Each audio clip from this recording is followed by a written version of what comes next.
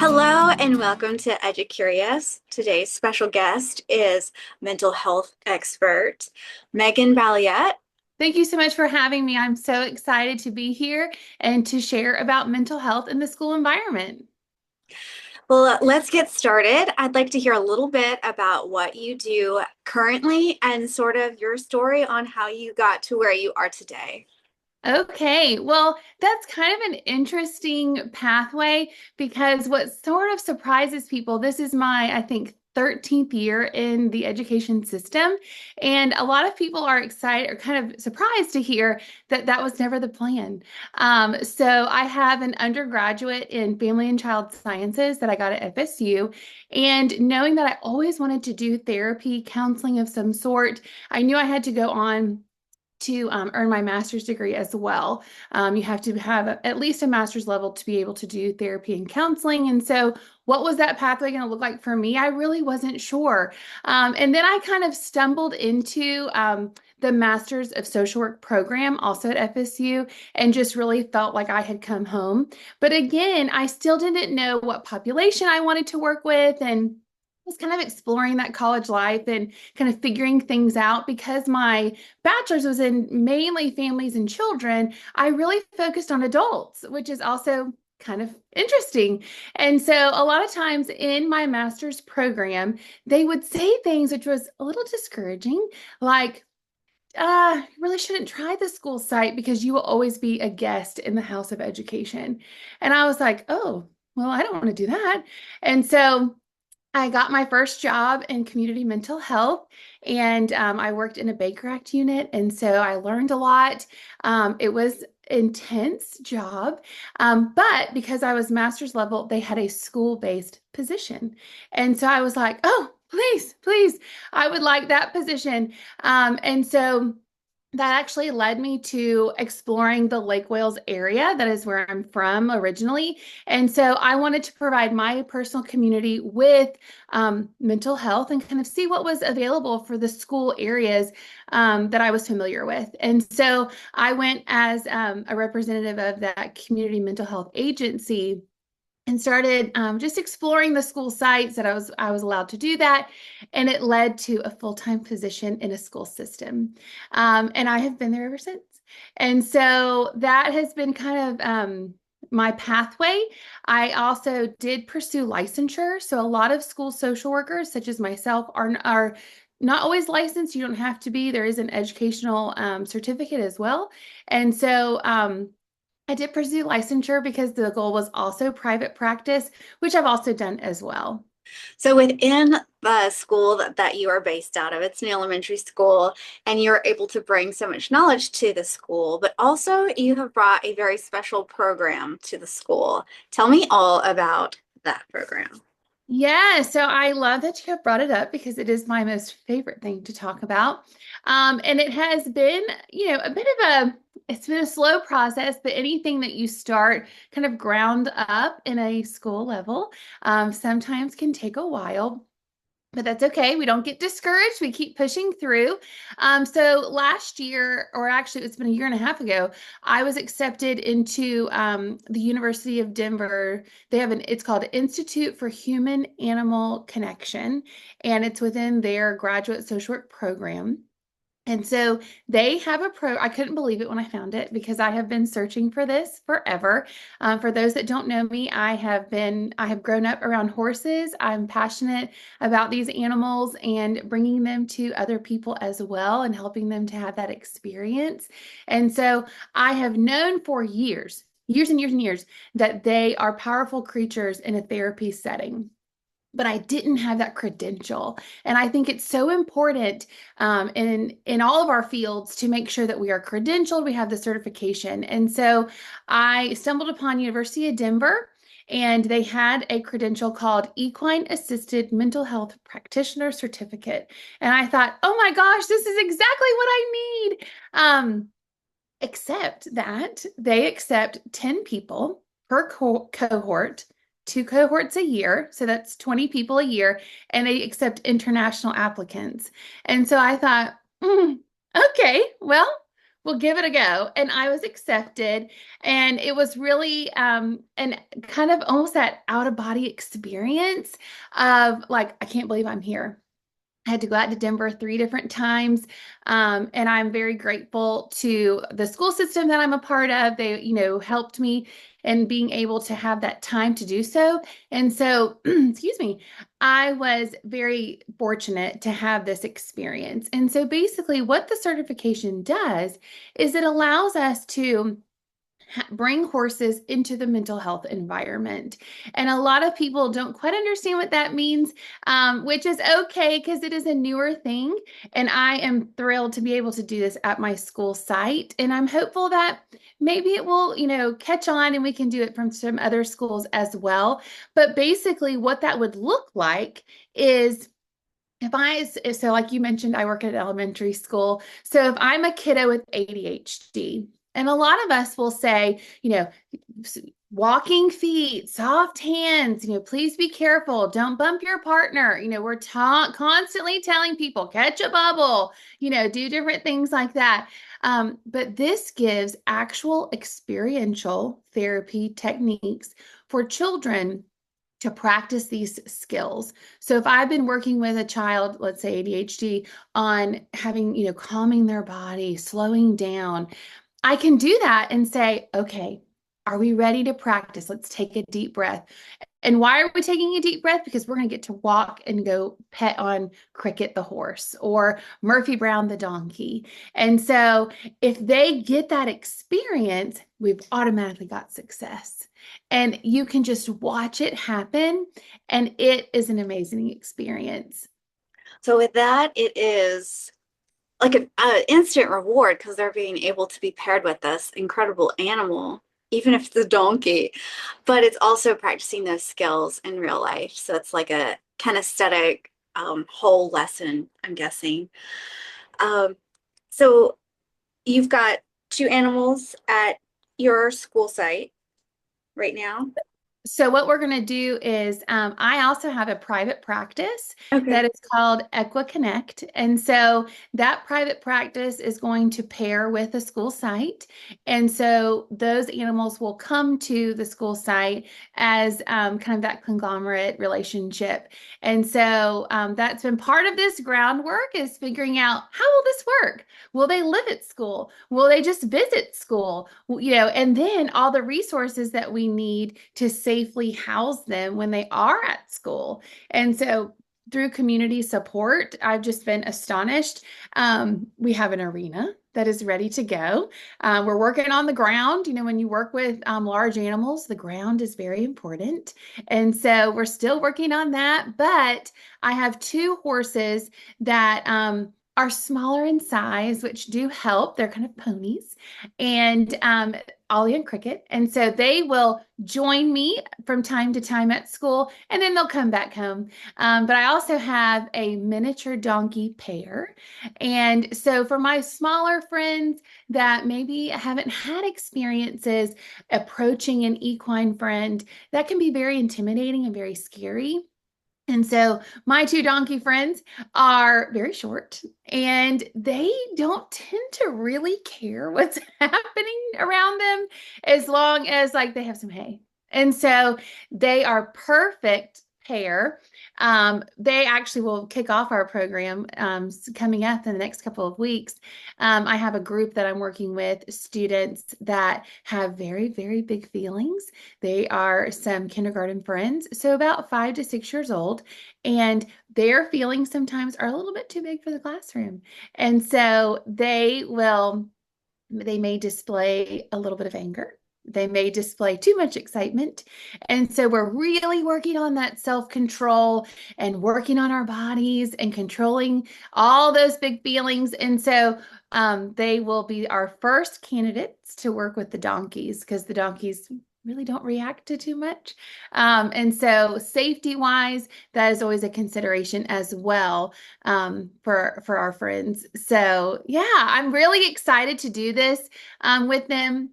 Another thing that sometimes I use them for is it is actually a typical therapy session and the horse happens to be there. And so we practice mindfulness skills, deep breathing. If they're struggling through some type of anxiety or trauma, sometimes the horse can carry that weight for them. And I'll say, gosh, the loss of a parent, that's really heavy. That's really hard stuff.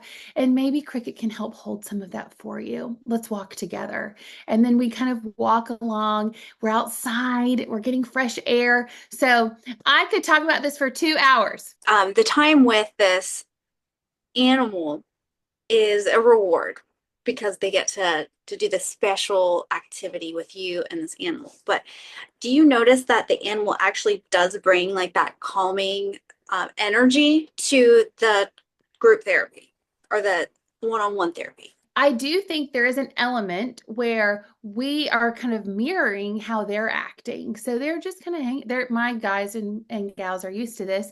And so they're just kind of hanging out, eating hay, hanging out with their buddies. And so we can actually use herd observations too. So I might say like, tell me what you notice just from standing outside the pasture even. Tell me what you notice about what's going on. What are they doing? And so they might even bring upon things that they're feeling inside like, oh, I noticed that Thor, that's one of my horses, Thor, isn't really letting Cricket eat the hay. That might be hurting her feelings. And I'm like, oh my, has that ever happened to you before? And so we're now mirroring kind of real life experiences just by watching them walk around the pasture.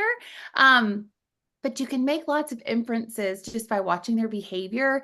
And I think it just starts to bring up things where in a more organic setting of therapy where I'm an outside person, but so sitting inside, you're sitting across a table or a couch or a chair and kind of saying, how's it going? It's like, that can fall a little flat sometimes, not always, but it can fall flat when there isn't a lot to talk about. But if we have this kind of third party, I can also talk about them. I can talk about how Cricket's feeling if it's a little bit too hard to talk about how maybe I'm feeling. And so I think there's there's a little bit of a safety net there because you're not alone. You are with a buddy. And so even in my experiences in going through this program, they put us therapists through the paces too. If you're not willing to go there as a therapist, you can't ask your client to do it either or your student. And so I found myself even becoming teary myself. And it's very powerful, kind of moving experiences that you can have and just working with them because they are so large. And so you're asking them to kind of navigate through something, even like, I need Cricket to walk over the pole. Let's imagine if that pole is something tough. Did she want to walk over it? She didn't. She chose not to walk over the pole. And so we might say, what's something that you chose maybe to avoid? So I work with some teenage students right now as well too. And so you might be avoiding homework, avoiding conflict with a friend. And so we make lots and lots of inferences of what they do. So it tends to happen very organically, which is my favorite thing.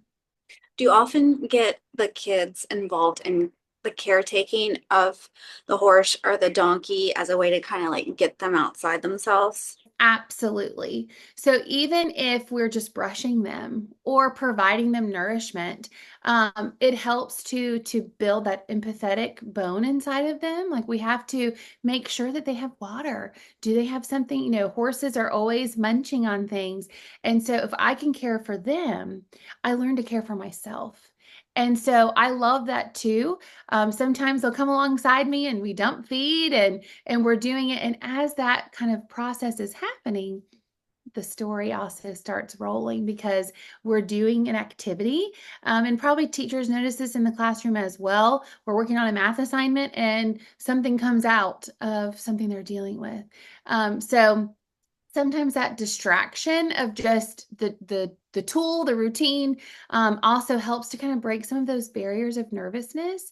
If I can just kind of get busy and do something, that also kind of helps in helping with their story and kind of getting out if it's something to do with could be anxiety, trauma, something scary to talk about.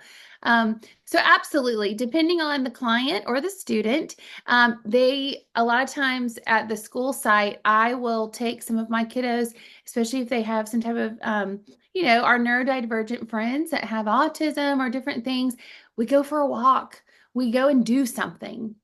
And I think that adds purpose and it helps them to see that they're important too. They're seen, they have a role in this, which that level of empowerment is also something that I'm constantly trying to do at my school site. And since I've been in the school system, I did high school for 10 years as well. And so teaching children that they are seen, they are heard, and they are so important.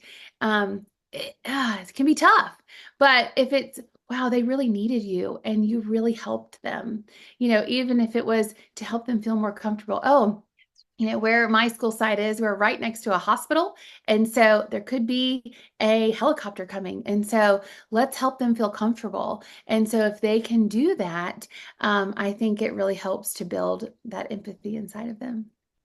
So I'd like to hear a little bit about in an education setting, we often are providing more than just academic support. We've got the social, emotional, sometimes the physical, and now the mental health component. And it is another facet of education and not always understood. So please break down for us why mental health and that support system within a school is vital to education, why it's important. So as a school social worker, my number one, if I had what's your job description?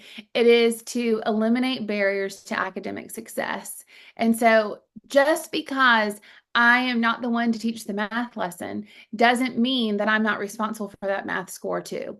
Or the reading scores, or all the scores that the schools have to manage. It is just as much my goal as it is the teacher in the classroom, because it is my job to support them.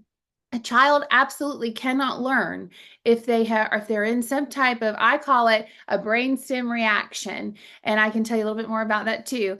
But if a child is in a brainstem reaction, meaning they have been triggered by something, they're having an emotional feeling, emotional experience, we can't learn math. We can't learn the reading concept. We can't find text evidence if we're worrying about something else. And so a lot of times, what my school is classified as a Title I school. And so what that means is a lot of our students fall below the economic status of our area. And so with that comes lots and lots of challenges. But it also could be that maybe parents got into an argument and I'm worried about it. It could be something also very serious, that our lights weren't on last night. I don't have clean clothes on. Or it could be a true mental health challenge, depression, anxiety, a trauma of some sort. And so if all that's going on up here, I can't learn. And so why I call it that brainstem reaction is because it's a little science lesson. Our amygdala is located in the brainstem, and that all of us have it, including horses, just a side note, have an amygdala. And so all of us have kind of that trauma response, and that's where it lives, right near the brainstem. And if you think about that, that's what keeps ourselves safe. That's what keeps us from touching a hot stove. We're not going to place our hand on a hot stove because our amygdala helps us from doing that. It says, oh, that's hot, don't touch it. Right? Or keeps us back from something that would be dangerous. Our amygdala triggers us to say, oh, no, no, no, don't do that. And so sometimes in a traumatic experience, that amygdala gets triggered and there isn't danger. There's a lot of great literature by Peter Levine. He is a wonderful author that talks about the tiger in the bushes. And so our amygdala has told us there's danger over there. Basically, the tiger in the bushes is going to attack us. And so we can rewire this experience, and that's what therapy does. But if a child is triggered in this, they can't learn. So that happens at the base of the brain. And a lot of things kind of lie dormant in our brain when that amygdala is turned on, when that brainstem is working. And that's to keep us safe. It sends hormones to our limbs. It tells us we can run, we can fight. That fight or flight response is activated. And so, if you've ever dealt with a student in higher education, maybe that's just been in a physical altercation, they've just kind of rumbled together. And if you immediately say, "Oh my gosh, say Sam or Jackie, what happened?" They can't tell you. They may not know because they are still in that brainstem reaction. Now, slowly through love and connection that brings us out of that brainstem reaction, a teacher, a friend, someone they trust, to say, "Come with me, you're okay, everything's fine." And so then they can start to kind of think again. Higher order thinking in the prefrontal cortex, right at the front of our brains, is where all the math happens, all the reading happens, and it's got to have all the juice. And so we need it fully functioning, that higher order thinking fully working when they're in the classroom. And so that's where school social workers, mental health personnel are extremely important at the school site, because if a child is in one of these reactions, and some of our students just walking to school may pass a dangerous situation. It might be tough for them just getting here. And so they've already entered our campus kind of revved up. And so we need them to experience that love and connection. So on my campus, I'm right at the front door and I say good morning to all of them, because I want them to know they are welcomed, they are safe, and we're happy they're here. And so if I can do that by trying to say their names, give them a smile, and give them a warm welcome, then we've already started things off on the right foot. But it also gives me the opportunity to kind of be looking to make sure, are they clothed properly? Do they need breakfast? Do they need a little extra before they get to the teacher? So that morning duty spot, I know it's not always our favorites, but it's vitally important, because I can immediately start to pick out if a child needs assistance and take care of that before they ever touch the classroom. So by the time they make it to their primary teacher or their first period of the day, they're ready to learn because they've experienced love and connection. Their needs have been met, and maybe they needed just a minute or two to tell someone that things weren't so rosy at home last night.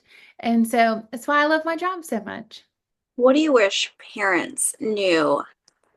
Like you're a resource on campus, and maybe a parent doesn't know that or isn't comfortable. What do you wish that parents knew? Because we all have stuff that happens in our lives at home. And I've got to Yeah. send my kids to school in the morning, and I want my kids to know who to talk to if they need a little extra something. What can you offer as advice to a parent? Yeah, I think reaching out to your school to find out what resources are available. Not every school is made the same. And so some of them have social workers that are called itinerant, meaning that they have multiple schools that they are servicing. So it might be that their mental health person, this is why advocacy is important. We need them at all school sites. And I am extremely fortunate that I have one school that I service, but that's not always the case. And so as a parent in your local area, I would recommend calling and just finding out what resources are available to students, number one. And then number two, if you find that there are some people there, which a lot of schools have great resources available, don't be afraid to reach out. A lot of our parents are fearful. They're scared to ask for help. And I think just us as individuals, it's hard to say that, like, I needed a helping hand, but it's okay. That's what we're here for. And this type of, assistance is available. It's free. And it's through a non-judgmental lens. We have seen it all. We've heard it all, and it's okay. But I think a lot of times it's misinformation. We don't know that they're there, but also it's the fear based. If I say something, what will happen? And so a lot of times I try to be extremely open and honest. I will tell them, I have a mama heart first. I will call you if I have absolutely any concerns or feel that, man, mama really needs to know about this. It will become part of the therapeutic environment of how do we tell mom? How do we approach this? So sometimes it can be scary, but also I find too that some parents, they either had a wonderful experience in school or maybe it wasn't so rosy themselves. And so if that may be the case, then sometimes they're having their own kind of thoughts about their experience and it might be different. So I really want to encourage parents to, get on that campus. volunteer, explore your opportunities with your students, and ask really what resources are available because you really might be surprised what's out there. What are some of your biggest challenges doing this line of work in an elementary school on campus?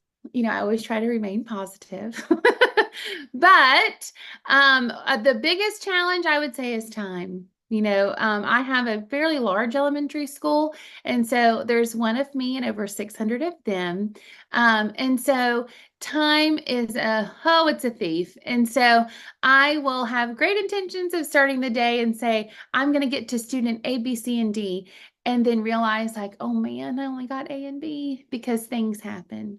And so we are available as the need arises. And so if a student that takes precedence over, oh, I needed to check in with, Sarah or Susan today and I wasn't able to get to them, that is the hardest part for me. That almost could wake you up in the night because if they're expecting you, you really want to show up for them. The other challenge is just at any kind of public school setting, lots and lots of red tape. We have all kinds of systems in place, but also as a school social worker, I wear many, many hats. And so, because of that, I can't always get to the mental health piece that I want to do. I'm responsible for attendance, I'm responsible for servicing our students that fall into the classification of homeless, which is also, love all of it, but my true training and education is in mental health. And sometimes that does take a back seat to sitting on other meetings and things like that. We have safe schools that we manage. And so a lot of times just managing that time and figuring out where I'm most needed and categorizing that can be a huge, huge challenge. Do you recommend that parents or families look and get help outside of the school? And if so, how does a parent navigate that? Like if they are like, yes, I definitely want my kid to meet with a mental health provider on campus, but I also want to supplement it with something else. How would I even start that process? What's your advice on that? Yeah, I think really, and that is the number one thing, that is the best case scenario. So if a child, I always say I'm not a replacement for outside services just because of the essence of time, like we just previously discussed. I can't see them usually every week is really challenging because of one of me and all of them. And so, which I wish I could, but I just can't. And so I would recommend you go through, if you have insurance, going through your provider, and then they will give you a list of names. And then together with your school social worker who's in the field, they can navigate those names with you. They may have some that they work with that they can recommend, but a lot of times looking at what does your plan offer. Sometimes families don't have those resources, and so we always have a printout available that you can utilize that show community mental health resources, private resources. Most school sites with their school social worker, we have a great list to start from. And then I always say, we can work in conjunction with your provider. So I'll do a release of information, and that way, if that provider is working on coping strategies, I can remind that student, okay, remember what we're working on. You're working on deep breathing, or some whatever it is, interpersonal relationships, those types of goals. I can help reinforce and utilize those goals on campus. And so it's really the best marrying relationship if they are able to access outside services is really wonderful. You mentioned the unknown or fear around asking for help. So a lot of times I hear a big fear is, well, I really don't want anyone to know that this is going on. I'm afraid that it's going to get out to the community. We're from a small town. So can you touch on a little bit about maybe some of the laws in place to protect confidentiality? There's HIPAA, there's FERPA, there's different things in place for that reason, that is to support the students and the families, and only have to talk about situations if somebody's life is threatened. Just go over those guidelines that you use as a professional. Absolutely. Yep. And some of it hangs right in my office. So I always let a student know and their family that the bridges to confidentiality typically happen if there is a threat to yourself, someone else, or someone is hurting you. Or there's a fourth one that you give me permission. And so hurting yourself, someone you want to hurt someone else, or someone is hurting you, I have to make sure that you have extra help too. And so I try to bridge it as let's make sure you have all the help that you need for the situation. It's not a trick, that kind of thing. So sometimes it can feel that way, but also as parents, they want to be involved too. This is your prized possession. I have two of them as well, and you want to be a part of that. And so a lot of times I invite parents right in, come and see my office. I am extremely fortunate that my office is separate from the main office.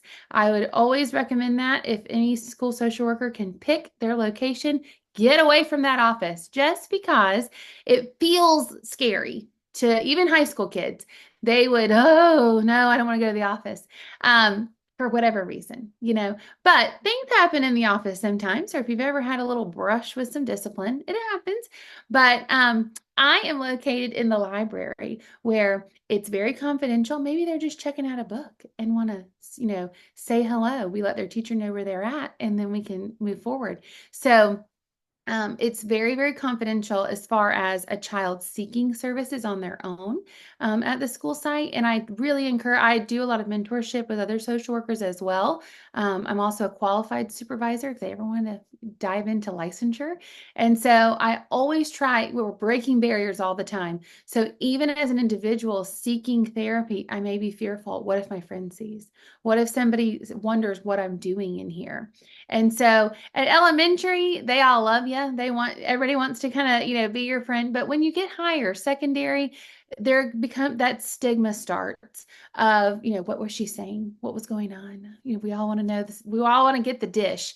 And so having kind of that location where maybe I was getting a book or maybe I was seeing a staff member, it really helps. And so the part of confidentiality, I always show them, I have a license through the state of Florida. They say I have to protect your confidentiality. Their mental health records are housed in a special area that is separate from academic records. I let parents know that as well. And then a lot of times, any type of paper documentation, I keep all of that in double locking containers in my office, again, separate from like their cumulative folder. And so a lot of times this is more about support and not a gotcha. Right. And so, really helping to break those barriers and educate is most important because a lot of times people are scared. We also are dealing with multiple cultures within our school settings. We have lots of different cultures of different students. And so some cultures say, we don't talk about stuff outside of these walls. And that's okay. We honor those cultural differences as well, but help to kind of educate, bring them on board, bring them in, and help them experience it as well. So if I can have a conversation with you in my office, help you to feel that comfort that your student's going to feel. If you experience it as mom first, most likely you're going to feel better for your kiddo to do it too. You brought up the licensure. And if I am a college student watching this episode and I'm like, I don't really know what I want to be, but oh my gosh, no, I think I maybe want to go into this profession. Give them some advice on how to get started, what you need to do, how to connect with you. In college, and I was one of them, you think, I want to do counseling or I want to be a therapist. I'm going to get a degree in psychology. Great degree, not knocking it at all. I think it's fantastic. But you want to make sure it's just one that we know. It's very familiar. And so you want to make sure first that your degree offers some type of licensure or certification to do what you want to do.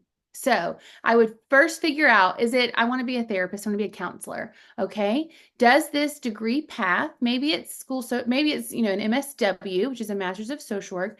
Maybe it's an MHC, a master's in mental health counseling. Does those degrees offer the certification that I'm wanting? And a lot of times what this kind of boils down to is advocacy groups. So NSAW, which is the National Association of Social Workers, has a great lobbyist. They do wonderful work for us. And so within the school setting, there is not a certification to be you have to have a master's in social work specifically. If you have a master's in psychology, oh man, I bet that was an amazing degree, but you can't have this particular job. And so that can be extremely upsetting. I work with some amazing people that also have this actual degree, and there is no certification for it.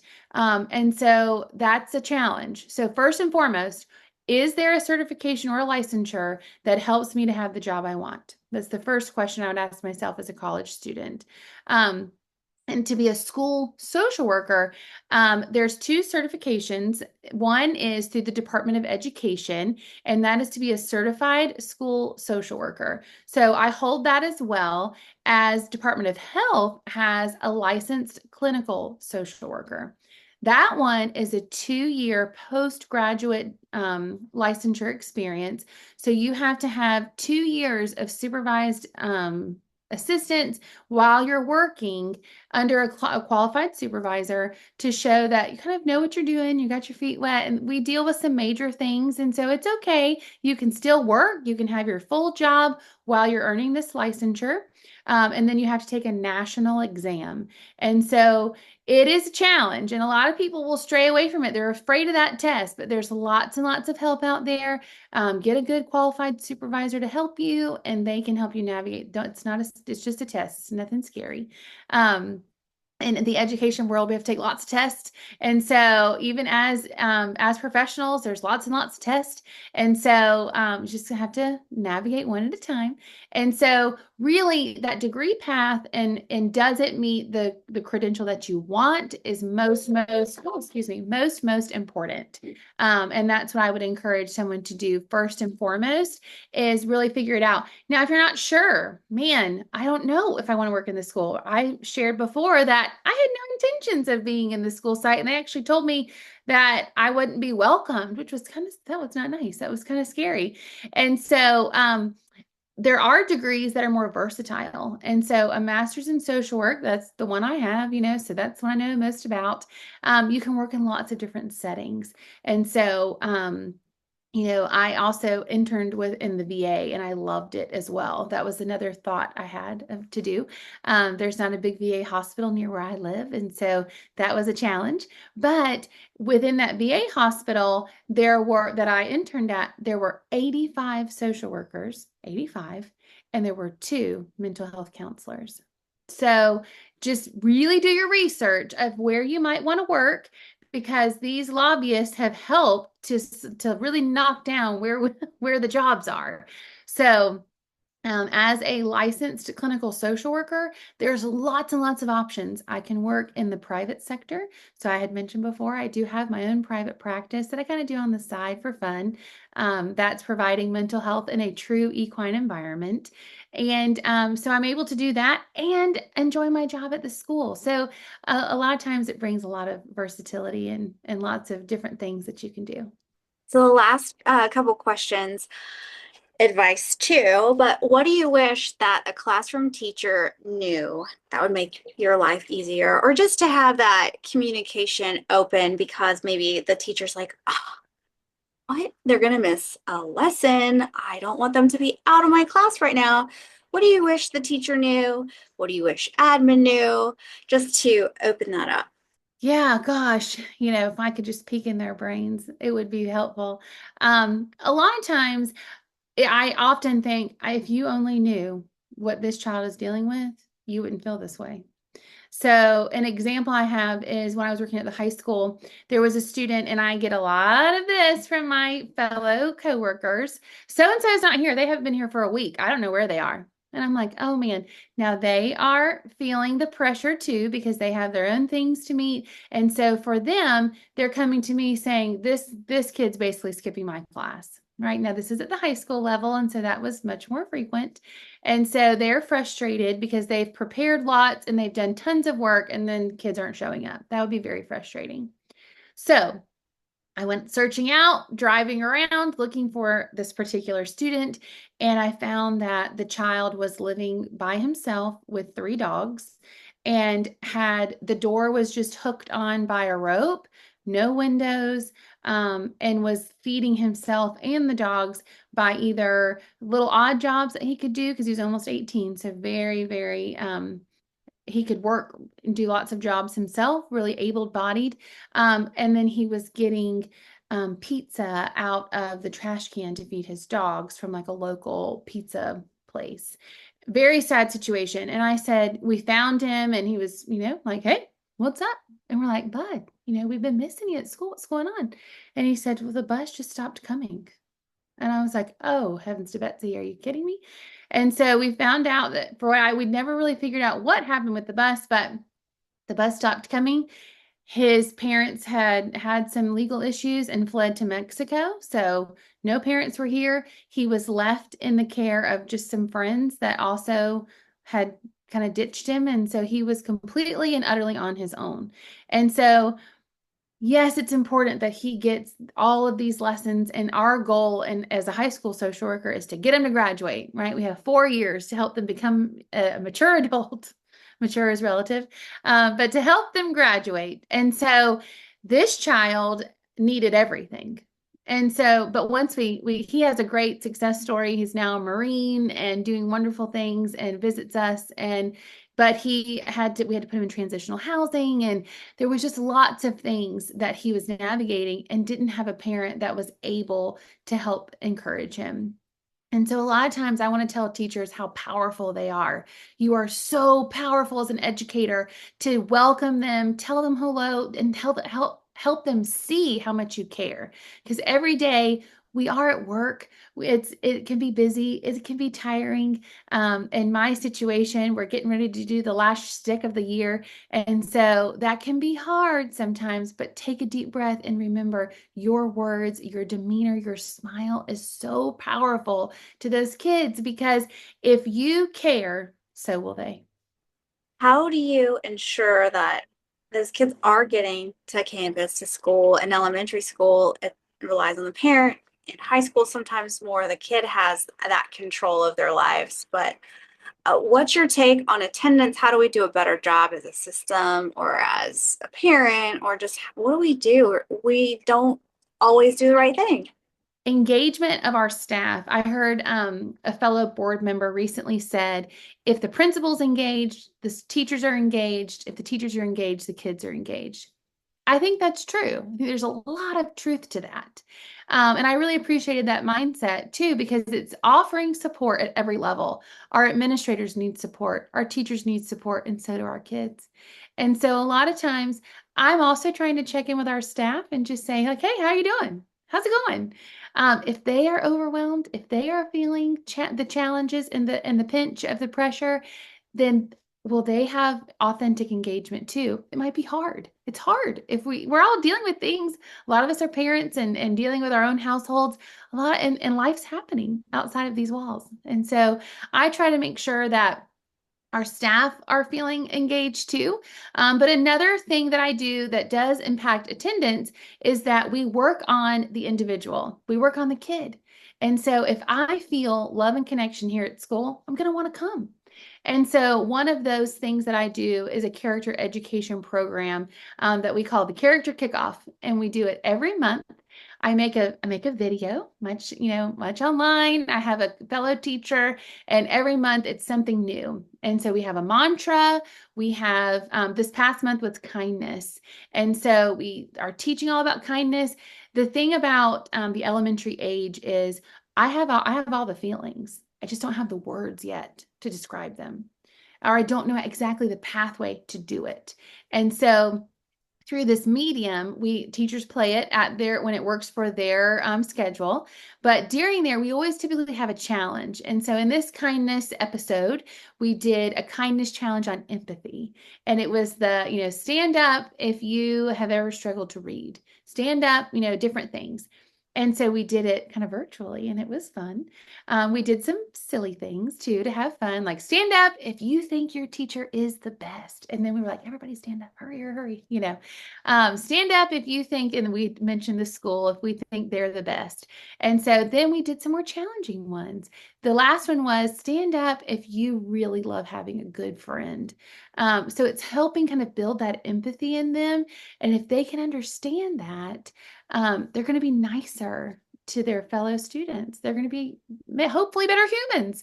If I can teach them, my experience in high school has shown me kind of a little window into their futures, I feel like. And if I can help them have better communication, stronger self-love and self-concepts of who they are as people, then it's gonna greatly impact our secondary schools too, because they're gonna come in choosing kindness, I hope, or choosing to sit next to the kid that maybe is by themselves at the lunch table. If I had to sit by myself every day at lunch, would I want to come? Probably not. And so we work on a lot of incentives and building the relationships. You had mentioned that, I'm trying not to lose your question. You had mentioned about working with the families because I am in elementary, and that is very true. So building those relationships for some of my families that are living in homeless situations, if I notice their kid isn't there, I'm on the phone calling, is everything okay? Is there anything that we need to do for you? And how can we help?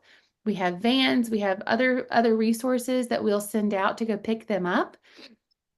We help with medical situations. We're just trying to, again, eliminate barriers to academic success. And that might be a transportation need. It might be a uniform need. Maybe it's food. A food bag might be helpful because if the child is hungry, the family's hungry. And so attendance, sometimes we get in the weeds about attendance. The kids don't care, they're not coming. That's not true. Nobody shows up to fail. And so if I can help empower them and help them feel comfortable, this can be their place. This is your home too. Your home away from home. They're going to want to come. And so we try to take it from that angle versus, I just can't do the negative side. So that's my take and kind of my approach with attendance. This whole information has been really helpful. So I appreciate you being on the show today. Whether you're a teacher, a parent, or just EduCurious, join the community as we explore various educational topics and learn from each other. We will see you next time.